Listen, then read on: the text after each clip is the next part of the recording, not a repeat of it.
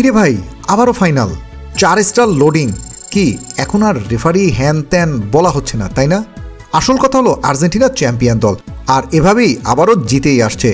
যখন পেনাল্টি শুটআউটের ভূত তাড়া করছে দুই শিবিরকে, ঠিক 90 মিনিটের মাথায় স্টেডিয়ামের পুরো গ্যালারি স্তব্ধ করে দিলেন লিওনেল মেসি এবং লাউতারো মার্টিনেজ। মেসির বাঁ পায়ের মাপা ফ্লোটেড ক্রস আর লাউতারোর ক্ষিপ্র হেডার এক এক সমতায় থাকা ম্যাচ মুহূর্তের মধ্যে রূপ নিল 2-1 গোলের মহাকাব্যিক জয়ে।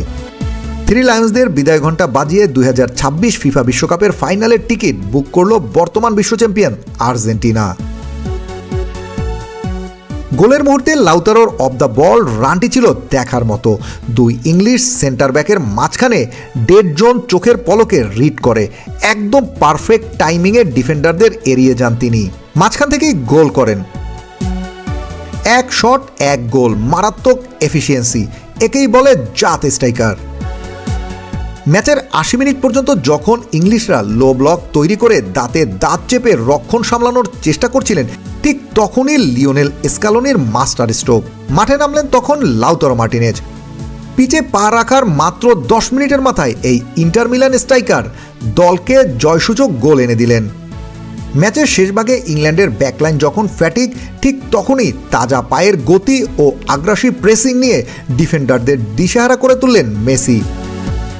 আর সেই সাথে ডিপলের উপস্থিতি ইংলিশদের জমাট ডিফেন্সিভ সেট আপ লন্ডভন্ড করে দেয়। শেষের দিকে আর্জেন্টিনা সেন্ট্রাল জোন সেরে মাঠের দুই প্রান্ত বা উইংগুলোকে হ্যাভিলি ইউটিলাইজ করা শুরু করে। উইঙ্গারদের এই ওভারল্যাপের ফলে ইংল্যান্ডের রক্ষণভাগ নিজেদের সংকুচিত দশা থেকে বের হয়ে উইংয়ের দিকে শিফট হতে বাধ্য হয়। ফলস্বরূপ পেনাল্টি বক্সের ভেতরে এবং ব্যাকপোস্টে তৈরি হয় ফাঁকা জায়গা। উইং স্ট্রেচ করার মূল উদ্দেশ্য ছিল লিওনেল মেসির জন্য হাফ স্পেস তৈরি করা, আর এই সুযোগটা পেয়েই একের পর এক ক্রস ফেলছিলেন লিওনেল মেসি।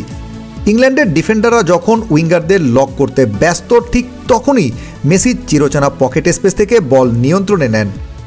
মেসির বাঁ পা থেকে ভেসে আসা নিখুঁত ওয়েটেড ফ্লুয়েটেড ক্রসটি ইংলিশ ডিফেন্সকে স্রেফ দর্শক বানিয়ে রেখেছিল যখন গোল করে Lautaro. Team football news desk.